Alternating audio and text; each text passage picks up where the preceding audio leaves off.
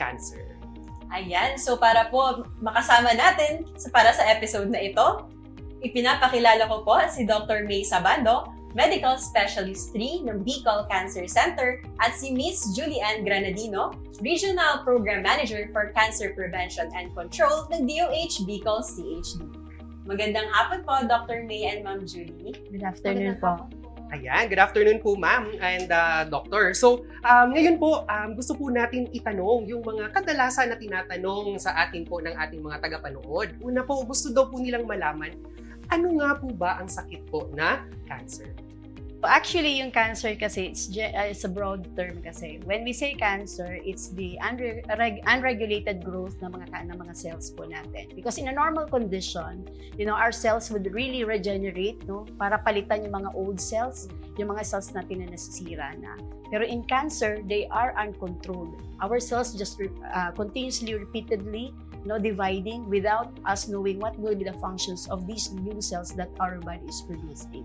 So, ibig sabihin, tuloy-tuloy pala, dumadami kung isa, pinapalitan lang, yun yung normal. Yes. Pero ngayon, pag may cancer, instead na papalitan, dadami pa ng dadami. Kaya po ba, Dok, may lumalabas na parang bukol? Yes po, no? So, kaya ang nangyayari tuloy, parang nagkakaroon tayo ng accumulations ng mga cells na hindi naman kailangan na ng katawan natin. Kaya technically, minsan na nakikita po natin o nakakapa natin, may mga bukol na po yung mga pasyente na ito.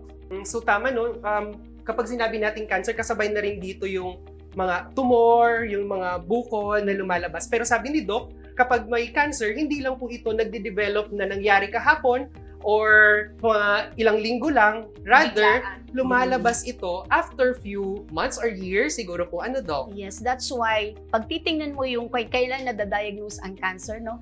Most of the time, most of the patients na na-diagnose ng cancer, usually nasa 60 years old na. Yung mean age na na-diagnose natin ng breast cancer is usually mga nasa 60s, colon cancer, mga nasa 65, lung cancer, it would take mga 70 years old kasi it would really take time. The patient has to be exposed doon sa whatever will trigger them to have cancer formation po. So, it doesn't develop overnight po. So, kadalasan pala mas matanda din yes po. Po. But be very careful because nag-change na kasi ngayon eh.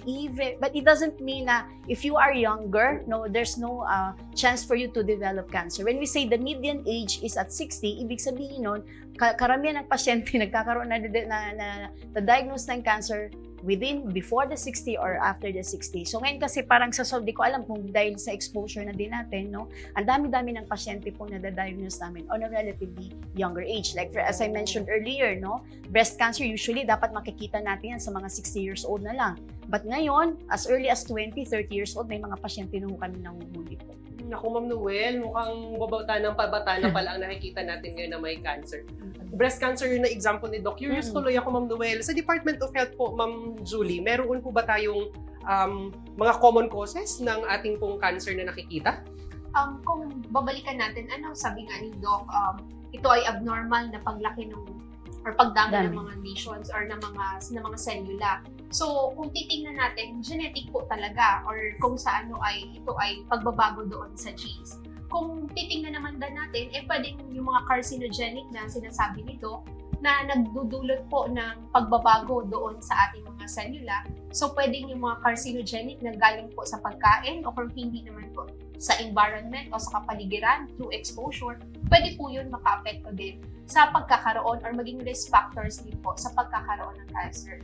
So, Ma'am Julie, bilang napag-usapan na po natin ang breast cancer, posible po kayang pagsimulan ng breast cancer, yung katulad po na sinabi ni Doc kanina, na parang nabugo or nabangga yung ating breast. Pwede po kaya yan?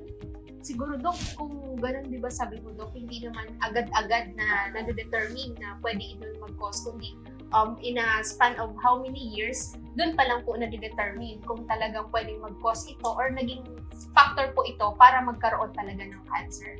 As of now po, wala namang study. If that's going to be the question po, wala pa namang kasing study that would show trauma to the breast per se can cause breast cancer, With regards to the genetic predisposition, only 5 to 10% ng mga cancer patients ang makukuhanan po ng family history na meron sa pamilya nila na may cancer po. So, parang in general kasi, inside our cell, may tinatawag tayo na genes. So, what happens for the cancer to develop is nagkakaroon po ng mutation doon sa gene na tinatawag po natin natin. This gene will dictate no what will be the kung ano yung magiging normal activity ng cells natin. So yung gene na yon, doon kasi na-expose yung katulad ng sinabi nga ni Ma'am kanina, no, mga environmental na mga exposure, no, mga radiation, no, sa pagkain natin, and of course doon papasok yun sa genetic predisposition po.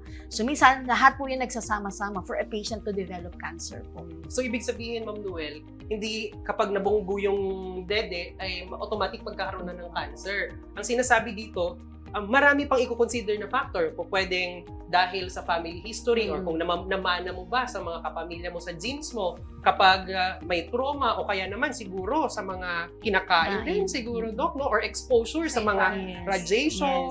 Kasama yan dyan siguro, Ma'am Noel. Pero balikan ko po yung tanong ko, meron po, kasi kanina na-mention natin breast cancer, pero alam natin, madaming iba't ibang types ng cancer, no? So meron po ba tayong, ano po ba yung mga pinaka-common sa mga babae tapos pinaka-common sa mga lalaki naman? So, meron kasi mga pag-aaral yan, tawag namin doon Globocan. So, ang pinaka-latest data is noong 2020. Basing on the Globocan data, sa Pilipinas, the most common diagnosed CE is the breast cancer po. No, almost, I think, mga nasa 17% po yata na mga sa kalahatang pasyente na diagnosed ng cancer tends to have the breast cancer. Susunod po yun yung lung cancer, susunod po din yung colon cancer. But of course, when in terms of sexes din po, magkaiba po. No, for example, some female, ang most commonly diagnosed po will be the breast cancer. Pag sa male naman, na doon po yung lung cancer po. So ako pala, Ma'am Noel, ang kailangan kong ingatan dahil sa lalaki, ako kadalasan kasi daw sa lalaki ay lung cancer pala. So ikaw naman bilang babae, so ang una mong kailangang ingatan sa mga cancer ay ang breast cancer. So nakikita rin talaga natin yan. Kahit sa community, sigurado po ako na yung mga VHW na nanonood ngayon or kahit sino man na nanonood, baka may kakilala kayo na mayroon actually diagnosis ng breast cancer at lung cancer. Actually, Doc, sa pamilya nga po namin na may history po kami ng breast cancer. Kaya doble ingat po talaga. Pag ganun po, meron po bang, like for example, sabi ni Ma'am Noel, meron pala siyang genetic risk factor. Ano po ba yung mga po pwede po nating maging tips para sa isang katulad ni Ma'am Noel na yung mga kapamilya ay meron pong sakit na breast cancer dati? Doon po papasok yung tinatawag namin na screening po, cancer screening po. So, bawat cancer naman po, may mga criteria po yan. Like for example, for a breast cancer, no? So, kung kayo, ano ang risk mo to develop cancer kasi may mga criteria kami susundin dyan. And then, your doctor can make a recommendation na, for example, when you reach this age, no, you can subject yourself already to annual mammography po. No, for example, sa pamilya naman, may mataas yung history naman po ng colon cancer naman po. No, again, good history taking at kailangan manggagaling talaga yun sa pasyente, no? Kasi sometimes we base din kasi anong pinakabatang edad na nagkaroon kasi ng cancer yung pasyente ay yung sa pamilya po kasi doon kami magbe-base din upward doon sa magiging screening guidelines po. So by all means, if you do have a family history, you can visit po yung mga friendly medical oncologist po natin yan. They'll be more than willing po to screen patients because it would be very beneficial to us po because we all know that an early stage cancer tends to have a better prognosis compared to patients who are already diagnosed at a late stage. Ang saya ng conversation natin, Ma'am Noel. Natutuwa ako. Ang dami ko ulit nare-refresh sa akin yung lahat ng mga natutunan ko sa med school, Doktora. Pero syempre, hindi natin po pwedeng hindi itanong kina Doc and kay Ma'am Julie yung mga pinadala sa ating mga online viewers. So pinadala nila ito sa atin po sa Facebook page ng Department of Health Bicol CHD. Umpisahan po natin ito. Mukhang may interesado po, Doc. So ano daw po yung mga serbisyong meron sa BRHMC para sa ating mga diagnosed na may cancer? Okay, so dyan kasi sa atin, sa BHRMC kasi, we have the pedia group and we have the adult group po. So sa pediatric oncology, I think they offer kasi usually sa mga, magkaiba kasi ang mga pool of cancer kasi nadadiagnose sa pediatric versus sa mga adult na mga pasyente po, no? But yung nga, malaki din ang difference no, in terms kung ilang percentage ng cancer na diagnose sa pediatric, ilang percentage din. Like for example, sabi ko, hindi man tayo usually nakakakita ng breast cancer doon sa mga pediatric group, no? More on leukemia. So I think diyan sa BHRMC kasi, they offer kasi yung C package for patients who are diagnosed to have acute ALL, no? Tapos sa amin naman on our side, being a adult cancer specialist kasi, No, ang sabi ko nga kanina, ang most common cancer na diagnosis is the breast cancer. So, we do offer yung C package na tinatawag. We can offer this for patients who are diagnosed to have early breast cancer, no, which means the patient can undergo surgery muna before we give the chemotherapy. Or we also have yung tinatawag namin na CSP map, no. These are offered naman for patients already have locally advanced or metastatic na breast cancer po. So pareho palang meron, mapabata man, Yes. mapamatanda man, mapa early stage o kaya Mm. early diagnosis pa lang, di pa masyadong advancing stages ng cancer. At kahit yung may malala ng Yes. cancer, meron pala tayong mga available Oo. na services. So hopefully, kasi mag-o-open na yung radiation therapy natin. So kasi required kasi yung radiation therapy for us to be offered. Meron kasi tayong colorectal na package as well as yung prostate package din ng DOH din kasi. Kaya lang we are not yet granted with that kasi nga wala pa tayong radiation therapy. But now mag-o-open na po tayo, so hopefully we can get also these packages po. Wow! So ibig sabihin pala, kahit magkaroon ka ng cancer, meron pa rin tayong magagawa Yes. sa kanya. At wag silang mawawala ng pag-asa. May ilalaban pa natin yan at hopefully ma-cure pa nga natin yung cancer. Agree. Di ba po? Mhm. Ayan, so sa part naman po, Ma'am Julie, ng Bicol CHD, ano po ba yung mga serbisyong available dito? Dito sa atin sa program natin, yung Cancer Control Program, meron tayong ina-advocate yung sariling salat ng suso. So yun po ay yung breast self-examination. And meron din po tayo, actually kakatapos pa lang po ng ating yung success project kung saan nagkaroon po tayo ng HPV, yung DNA collection, which is a self-collection na method. And then, meron din po tayo yung VIA na tinatawag o yung visual inspection via acetic acid. So, ino-offer din po yan ng ating programa dito sa Kagawaran. So, marami po tayo na mga screening and mga early detection ng mga pamamaraan para ibibigay po sa ating mga kababayan po para hindi naman po late na ma-detect yung cancer. Sabi nga ni Doc, very important yung early detection para mas maganda yung prognosis po ng ating cancer. So binigyan ng emphasis ni Ma'am ulit yung ating early screening, Yes. early detection, early diagnosis. Kasi totoo yan, no, Ma'am Noel, kapag may mga nakikita tayong mga pasyente na stage 4 na, mas madaling gabutin yung mga stage 1, stage 2, di ba po, Yes. Doc? Mas maganda yung prognosis sa kanila. Kaya sa Department of Health, ini-emphasize nga natin yung mga screening, yung mga... Kahit sa RHU, tama po ba, Ma'am, na kaya Yes po. itong i-access? Actually, sa ating mga RHU, sa ating pong mga local health units, meron po tayong kinakapacity po natin sila, tinitrain po natin sila sa pagko-conduct po ng ganitong mga screening methods. And syempre po, dito po sa ating mga access sites, nagbibigay po sila yung tinatawag yung sa self-collection, nagkakaroon po sila ng mga outreach programs para po ituruan yung ating mga kababaihan on how to self-collect yung DNA for the HPV testing. Okay, so sa mga... yes, Dr. Can I just add, ipopromote ko na lang din yung aming mother society, the Philippine Society of Medical Oncology po. One of the goal kasi ng PSMO, which is our mother society talaga, is to really reach out, Kasi sabi ko nga, it's very important na early na ma-catch namin yung mga cancer patients. So, by all means, whoever is na nanonood sa atin ngayon, you can access yung website po namin, yung PSMO, .org.ph po, because we do offer also training sa mga barangay health workers po. Ay, maganda So, po meron yan, po kami Doc. yan, tawag namin Oo. ACAP ng PSMO po. You can access it po, Magpapaalam lang tayo doon sa aming mother society, and then by all means naman po, you can view whatever yung may mga medical oncologists po doon na nagsasalita, and then may mga din kami, may mga activity, parang titingnan namin kung ano natutunan sa amin ng aming mga barangay health worker. Kasi sabi ko nga, sila ang frontline kasi namin Kasi Yes. usually yung mga especially sa mga far-flung area kasi hindi man nakakarating sa sa hospital So sila ang unang nakaka-detect ng mga pasyente na yan, at happy kami. Kasi karamihan naman pag tinanong namin, paano niyo po nalaman dito? Sasabihin nga nila, yung barangay health worker po namin, nagpakapa kami, kami, at sila po nag-refer dito sa amin. So, kung may mga barangay health workers po dyan kasi we had an activity na last year na hindi pa po namin abot, you can readily access po yung aming website po, yung Philippine Society of Medical Oncology.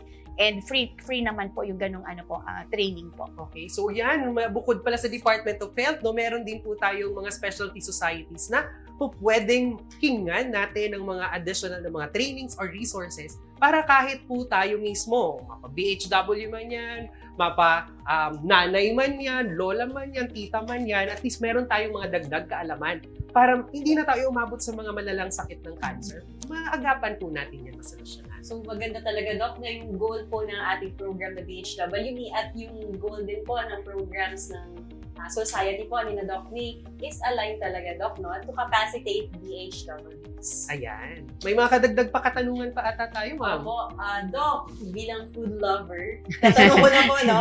Sa pagkain po ba nakukuha ang sakit na cancer? Well, hindi lahat ng cancer kasi, no, pwedeng pwede nating associate sa pagkain na kinakain natin, no. For example, breast cancer, wala pa naman kami na pag-aaralan na if you eat this certain kind of food, no, it would predispose you to develop breast cancer po. But there are cancers really na associated kasi, especially if you're eating yung mga high fat, low fiber, no. Nakita nila it is associated for patients either to develop mga colon cancer, no, bladder cancer po, no.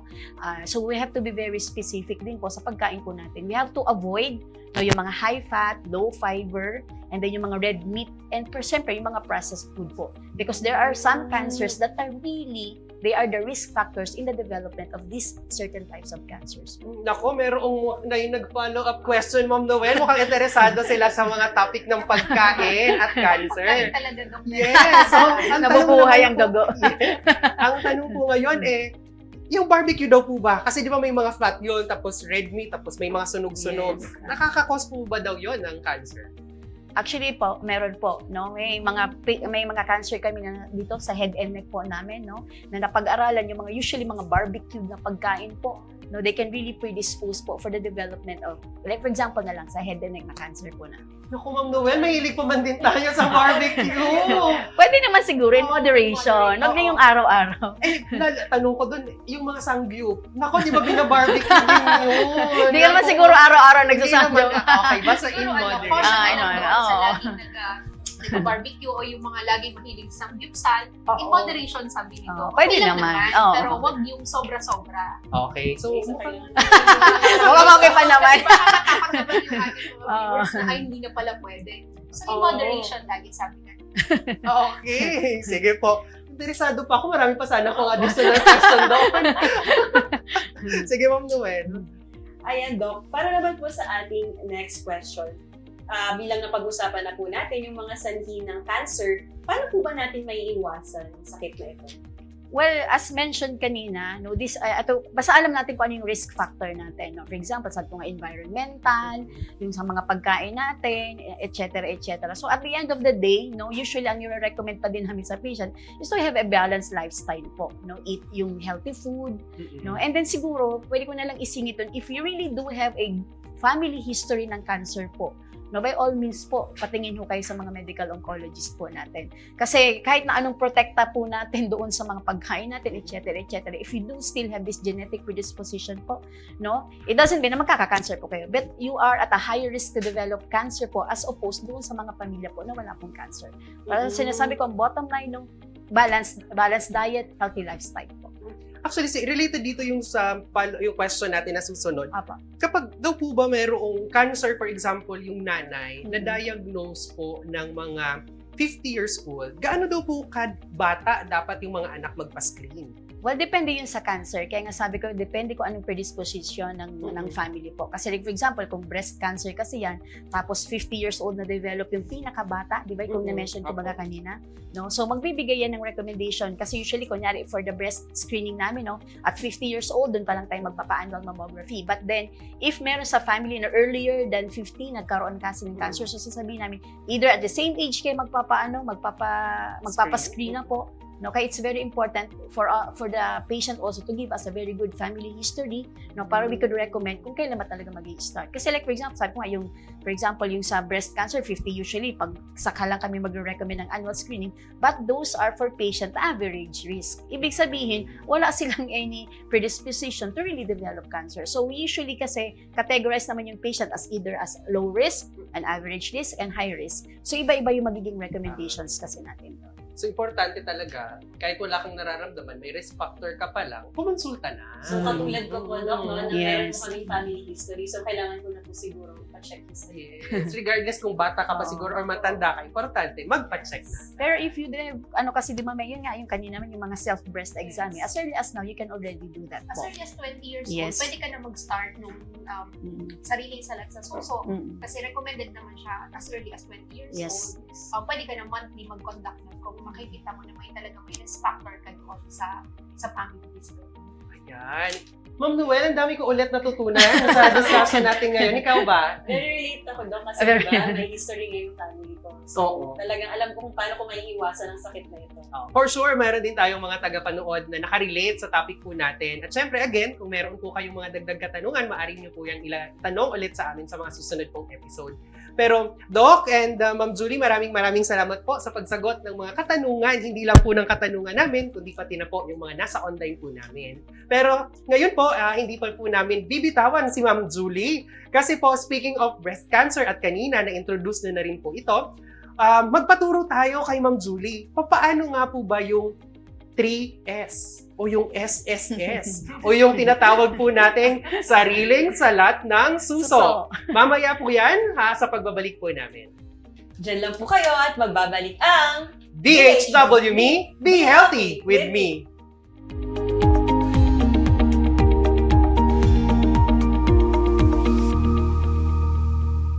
Healthy habits para sa healthy Pilipinas. Galaw-galaw baka ma-stroke like bike, jump rope. I'm so kumain ng sapat, dapat balance. Kahit pinggang Pinoy, manami. There you have it. Isa sa 7 healthy habits, sundin. Do it na yan. Kalusugan ay unahin at mga nahin ng mamamayan ay healthy Pilipinas. Malakas sa magandang bukas. Ang bawat Pilipino sa mundo, sa ulado ang pitong ito. Sa healthy habits, go na go. Move more, eat right, Be clean, live sustainably. get vaccinated, Don't smoke, lessen alcohol, say no to drugs. care for yourself, care for others. Practice safe sex. Do no harm. Put safety first. Do it na yan. Para sa healthy Pilipinas. 7 healthy habits para sa healthy Pilipinas. Sa mundong ginagalawan, pagandaan ng big one. Kamay, sa sakit, sa isip sa gawa. Leave nothing but footprints. Kalusugan ay unahin at mga nahin ng mamamayan ay healthy Pilipinas. Malakas sa magandang bukas. Ang bawat Pilipino sa mundo, sa ulado ang pitong ito. Sa healthy habits, go na go. Para sa healthy Pilipinas. 7 healthy habits para sa healthy Pilipinas. Huwag nang magulat sa kumakalat, matay inulat sa tamang ulat. Ang dapat babakunahan na, mahalaga na bata pa kahit matatanda. Bakuna muna, una sa lahat. Yeah! Do it na yan. Kalusugan ay unahin at mga nahin ng mamamayan ay healthy Pilipinas. Malakas sa magandang bukas. Ang bawat Pilipino sa mundo, sa ulado ang pitong ito. Sa healthy habits, go na go. Para sa healthy Pilipinas. 7 healthy habits para sa healthy Pilipinas. Bawal na usok sa atin, baka ako hikain, di nakakagalak ang bisyo. Hi, how can I help you? Dito na tayo sa kakaibang high. G-Visa Bishop Free Lifestyle. Do it na yan. Kalusugan ay unahin at mga nahin ng mamamayan ay healthy Pilipinas. Malakas sa magandang bukas. Ang bawat Pilipino sa mundo, sa ulado ang pitong ito. Sa healthy habits, go na go.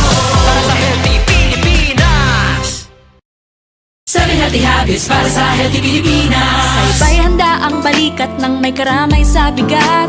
Sila'y iniingatan, ngunit sarili huwag kalimutan. Mahalaga ka. Do it na yan. Kalusugan ay unahin at mga nahin ng mamamayan ay healthy Pilipinas. Malakas sa magandang bukas. Ang bawat Pilipino sa mundo, sa ulado ang pitong ito. Sa healthy habits, go na go. Para sa healthy Pilipinas. 7 healthy habits para sa healthy Pilipinas. Pag-ibig ang panalo, one love, isang uri, papugay at papuri, walang talo sa pagpapasuri. Practice safe sex para sa pamilya minamahal. Kalusugan ay unahin at mga nahin ng mamamayan ay healthy Pilipinas. Malakas sa magandang bukas. Ang bawat Pilipino sa mundo, sa ulado ang pitong ito. Sa healthy habits, go na go. Para sa healthy Pilipinas. Healthy Pilipinas. Di sinasaktan, pinoprotektahan. Parang helmet sa ulo pag nasa daan. Isuot na yan hanggang saan makarating. Practice safety over land, over sea. See? Ligtas at malakas. Do it na yan. Kalusugan ay unahin at mga nahin ng mamamayan ay Healthy Pilipinas. Malakas sa magandang bukas. Ang bawat Pilipino sa mundo, sa ulan ng pitong ito. Sa healthy habits ko na to. Para sa Healthy Pilipinas.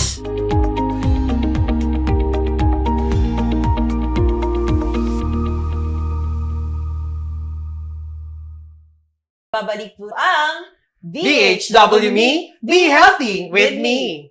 At ayan, kanina nga po, Doc, no, na-mention na natin kung ano po ang ibig sabihin ng sakit na cancer, kung ano ang mga sanhi nito, at kung paano natin ito maiiwasan.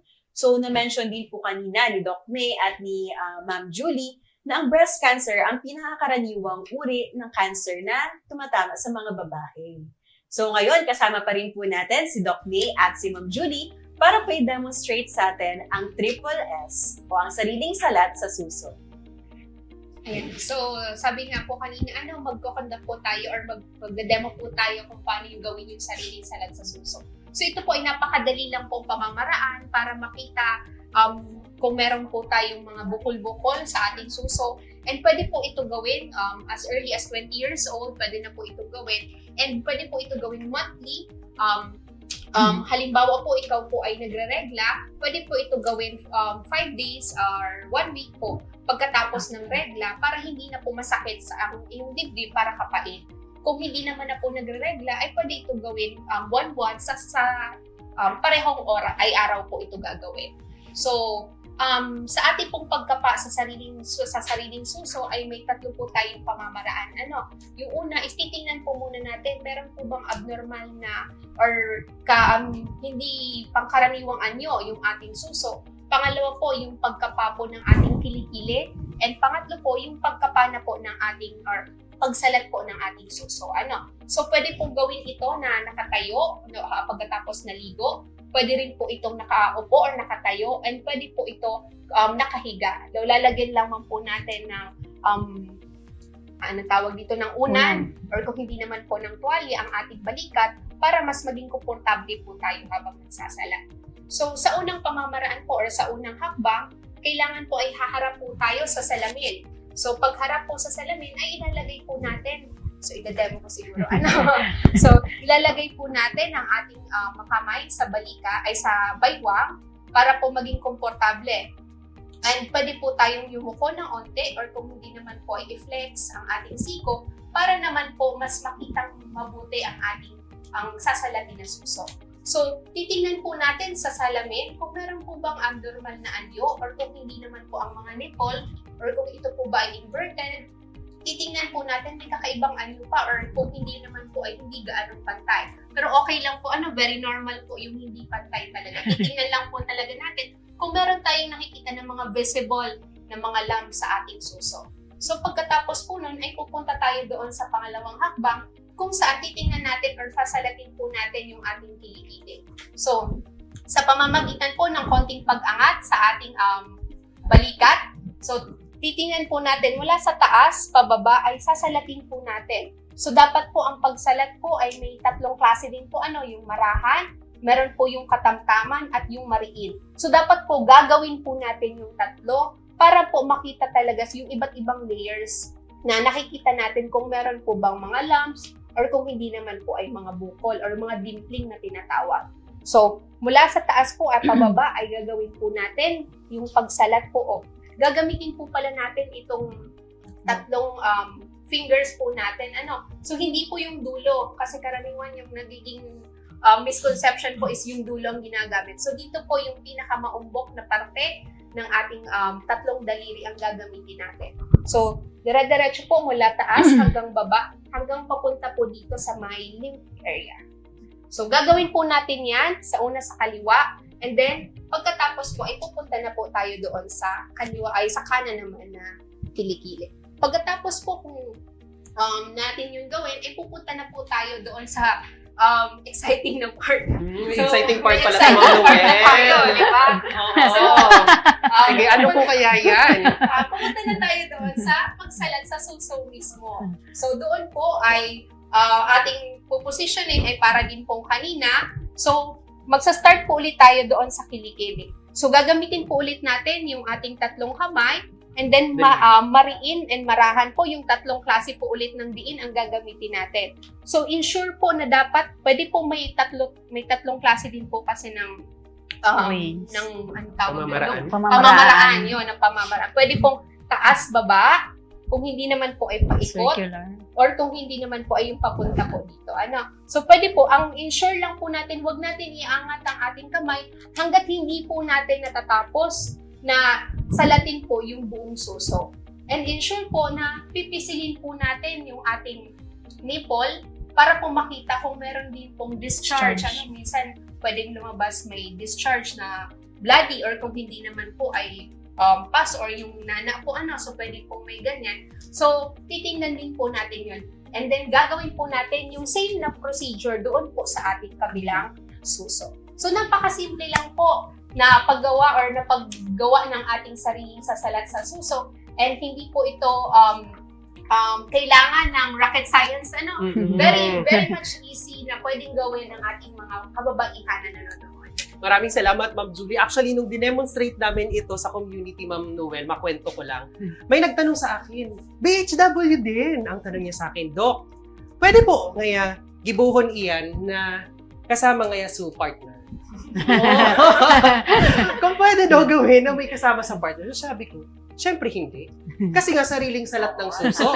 Di ba? Sarili na. Sabi naman ng BHW, alam mo nga Doc, tama ka.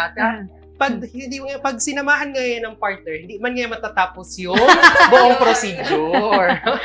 So kasabayan sa mga kwento-kwento kapag tayo ay gagakandap ng mga activities sa community at nakakatuwa siya, no? So ngayon, Doc, may tanong sa atin, nag-send po, no? Ang katanungan daw po, paano po yun kapag meron pong nakapa na lump or bukol sa breast? Cancer na po ba yun? Siguro si Doc ang Yes, Doc. Opo. Ako pa. Sige. So, yun lang kasi, be very cautious din. No? Hindi lahat ng nakakapaho natin na bukol is cancer po. No? So, we do have some test muna pong ginagawa to really confirm our initial impression kung ito ba talaga ay cancer or hindi. No?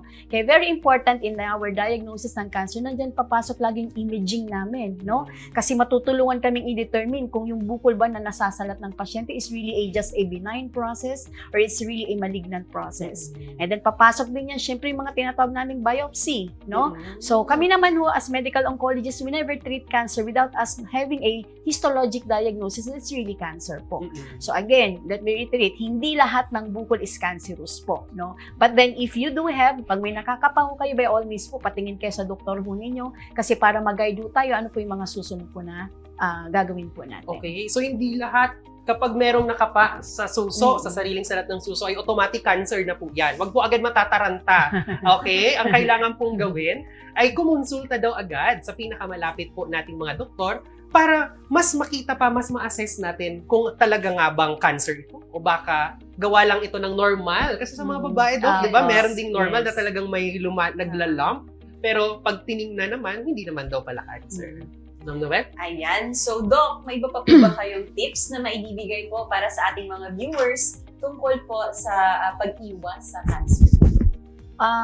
Basta yun lang siguro, we have to basically know our family history po, no? Kasi sabi ko nga po, if you are really at the risk, no, para mabigyan natin ng mga precautionary measures din yung ating sarili at pwede naman tayo magpakonsulta sa ating doktor po just in case para po mas-screen po tayo.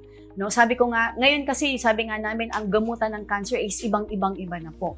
No, hindi katulad ng mga nakaraan na pag sinabihan ka ng cancer parang wala, death sentence na po, no? Kasi kaya lagi kong sinasabi sa mga pasyente, cancer is curable, it's treatable. No? So hindi yan yung pag sinabi ng cancer is parang wala na ho tayong pag-asa po. So once with cancer po, by all means po, sabi ko nga, lagi lang pumunta po sa inyong mga doktor po para magabayan ho tayo anong tamang gamot ang para po sa inyo, no? So kasi bawat cancer, iba-ibang gamutan namin, bawat cancer din, iba-iba din po yung approach po natin. But then, sabi ko nga, no, at the end of the day, lagi pa din, just maintain a healthy balance, no? Balanced diet, healthy diet po. And then a balanced lifestyle po natin para ma-prevent po natin. Because it could really reduce our risk po to develop cancer. So gusto ko yun nga, Ma'am Noel. Cancer is preventable, pero kung meron naman tayong na-diagnose ng cancer, hindi yun katapusan na. So it is also treatable. At syempre, papasok na naman dyan yung ating programa po sa Department of Health kung saan binibigyan po natin ng emphasis yung mga taong may nararamdaman na kahit anuman na sintomas na magpakonsulta po tayo. Ang programa natin na yun ay ang Consult Tayo. Okay, so consult tayo kasi binibigyan natin ng diin na kahit may sakit ka pa or wala ka pang sakit, kailangan po nagpapakonsulta na po tayo sa ating mga physicians. Para kung wala pang sakit, maagapan na hindi na mag-develop ng sakit. Prevention, at kung meron ng sakit, at least mabigyan natin po yan ng tamang treatment. Yan, sabi nga Doc, di ba? Prevention is better than cure. Okay, so kung may mga katanungan pa po kayo, katulad ng mga binasa at sinagot namin kanina, at ng mga ating resource speakers, comment lang po kayo sa baba o pwede po kayong mag-send sa amin ng sa ating Facebook page. Tama? Yes, no. Tama ka dyan. Oo. Pero before natin yan, ma'am, siguro hingan din po natin ng huling mga paalala or message po ang ating pong mga tagapanood mula po kay Doktora at kay Ma'am Julie, Doc. Alright, so yun nga, being a specialist po sa cancer po, no, wag po tayong matakot po, no. Of course, nandyan naman ho kami to guide you po, no. Kasi sabi ko nga po kanina, no, ang cancer po, pwede po nating ma-prevent, pwede po nating and it's curable na po. There are a lot of modalities na po na available po sa ngayon po.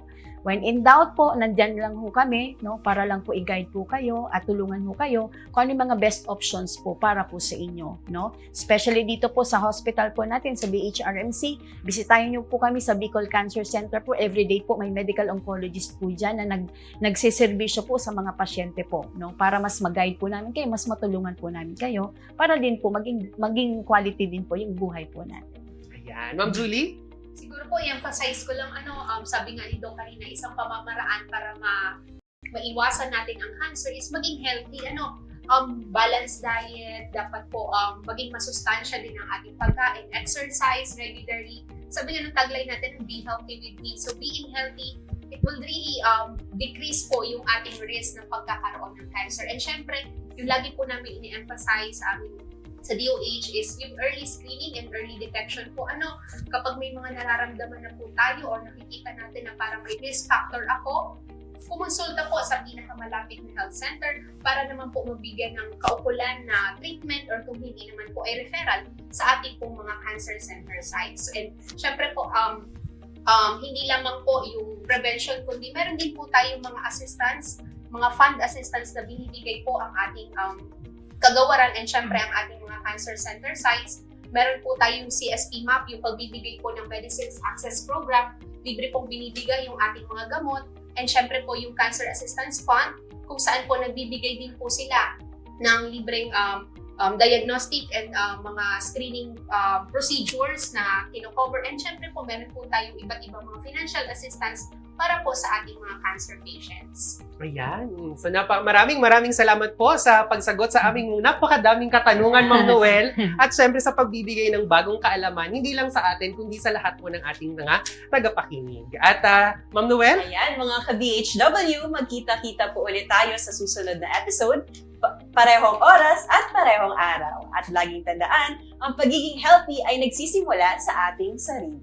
Tama ka dyan, Ma'am Noel. At dahil sa Healthy Pilipinas, bawat buhay ay mahalaga at syempre dapat walang maiiwan. Kaya tara, patungo sa Healthy Pilipinas, ito ang BHW Me, Be Healthy with Me.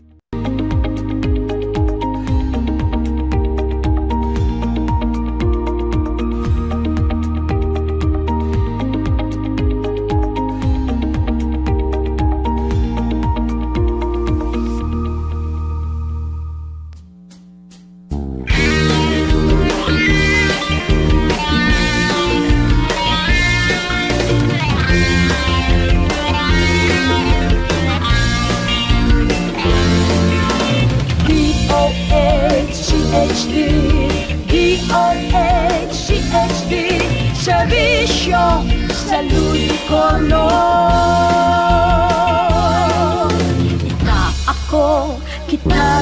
Nagkagabos, magkarabang, magkaigwang, maray na salud. DOH may dekalagad na servisyo, madaling dulog ko nagtatawag nagpapadabang. Mga programa nagkasama ng sinda sa serbisyo, mataw ang solusyon ang mga kahilangan. DOH-CHD, DOH-CHD, serbisyong saludo ko nun. Ika ako, kita gabos, magkarabang, magkaigwang, maray na salud. Buon sa inulan, ipangakisagod na kita magdakula. Immunization, vaccination, sa tuig tinaon. Mag-ibo paagi, maiwasan ambisyon. Regular na check-up at kaibuhan. DOH-CHD, DOH-CHD, serbisyong saludo ko nun. Ika ako, kita gabos, magkarabang, magkaigwang, maray na salud. Balanseng pagkaon, tamang katurog, ehersisyo magsumba, magpabibi, magtimbang. Dapat kita magmano, magpartisipan. Ano man sa tindang relihiyon, katinda sa buhay.